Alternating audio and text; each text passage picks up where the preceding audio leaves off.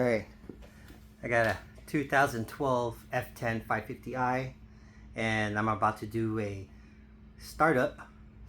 Car did run for a while, so it's kind of warm now, a couple hours ago. But anyhow, I'm going to start it up with the Turner Muffler delete.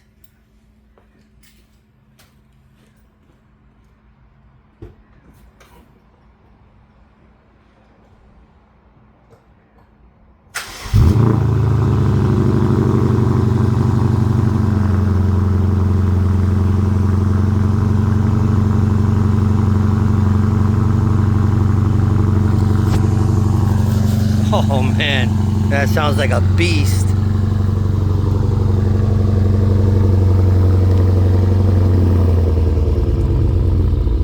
There it is, warmed up.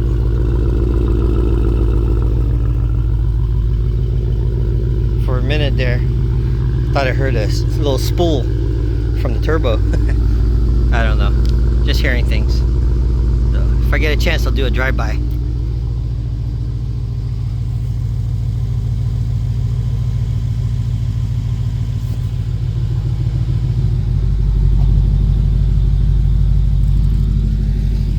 There's the original